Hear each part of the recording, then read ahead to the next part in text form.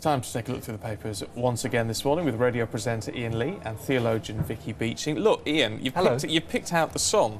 Yes. What is wrong with our elected local leaders, you know, using our money just to have a nice holiday or what a waste. Golf? The councillors, guess what? They're using our money, perhaps some of it inappropriately. Everyone is making cuts, and during the radio show I get to hear from different people who are losing their libraries, they are losing their arts facilities, scout groups where their rent has gone up from £200 a year to £3,000 a year. Cuts are being made, okay, which we kind of have to understand that we have to do. But councils, some of the money they are spending could perhaps be slightly questioned.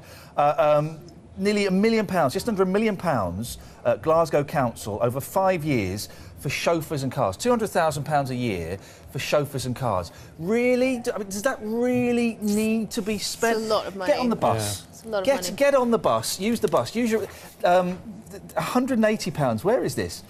£180. York City Council paid £180 for pedicures and manicures for disadvantaged young people in a scheme to build self-esteem.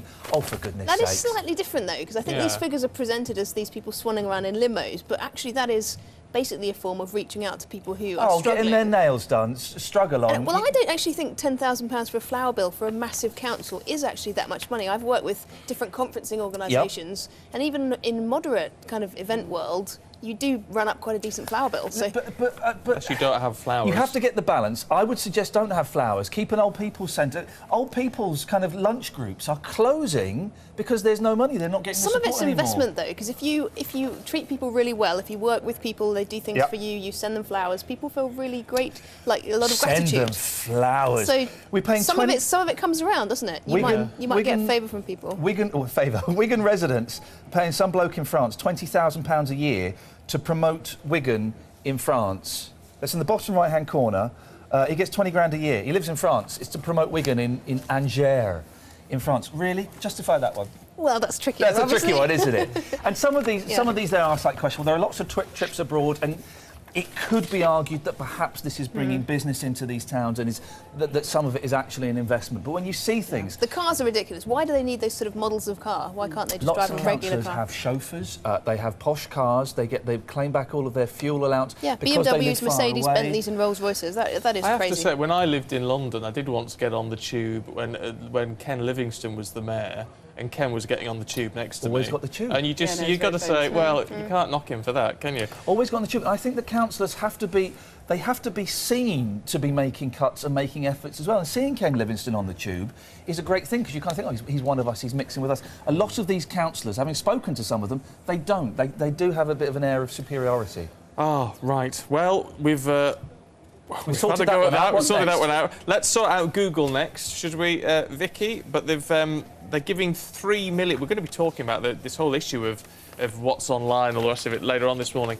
But £3 million from Google to aid a crackdown on child abuse images. Yes, so really they're responding to, I think, some of the bad PR they've had lately, obviously over the kind of the tax stuff. I think they're really trying to be seen as a company that are kind of making a really forward progression into doing what people want. People are very disturbed by the access people have to child abuse images online. We've seen it come up in things like the April Jones trial. And so they are going to give £3 million to organisations that already specialise in this. So it's not an in-house thing. One of the companies is the Internet Watch Foundation, who are excellent at that work. But the only question really is, £3 million is a really drop in the ocean of their vast amount of money. It's a step in the right direction, but I think they could do more. Why can't they just stop child porn or being found on Google? Surely they could do that. That would be better than giving £3 million. But I don't know if they can. I don't think it's that straightforward. No, it's not that straightforward. Can they not just block it? So if someone types in kiddie porn on Google, can they not just Well, there's massive questions about freedom of expression, freedom of publication. Of kiddie porn. There's no freedom of expression. I agree with you. If they had the power to block that stuff, which they must have. If they largely do. When the up, Internet Watch Foundation find things, usually they're down within an hour. It's really, really quick.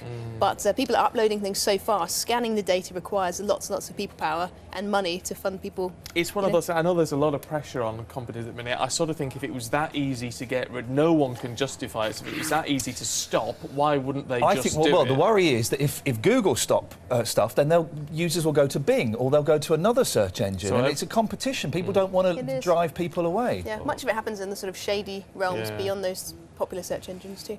Talking of shady realms, if you like, mental illness in the Sunday Express. I mean, latest figures, Ian, we know that actually most of us will suffer from some form of mental illness, mild or otherwise, within our lifetimes. It's still this great sort of hidden area, isn't it? It's this big taboo, and I think it is something like 25% of us will, maybe even more now actually, will suffer from some form of mental illness, whether it's something incredibly severe or, and I say or depression, implying that's not particularly severe, of course it is, but it's kind of my limited language. Yeah. The argument here is that there are more and more people going to court and more people therefore ending up in prison who shouldn't be going through the legal system because they are mentally ill, and they should be grabbed really early on in the prosecution process and taken out of that legal system, still punished for their crimes, but treated within a mental health capacity because they're not aware of their actions or in control of their actions.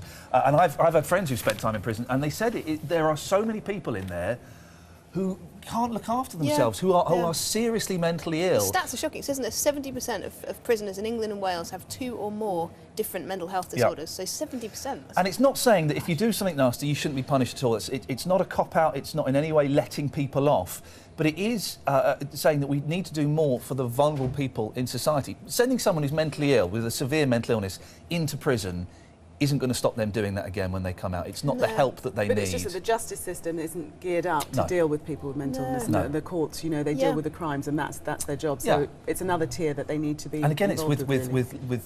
funds being cut, they haven't got the resources necessarily to give these people the right kind of treatment and care that they need. And the court element of it is another whole issue, isn't it? Whether or not people are actually well enough to be interrogated in that manner, and whether there's a different manner and the care given to them during the actual court case. Yeah, we do need to be more aware of it. I do think it's one of those areas that people are talking about it more than they used to, which is a good step forward. Lovely, we'll leave it there for the time being. Lots more coming up for you in just a moment, including Jagger's hair for sale.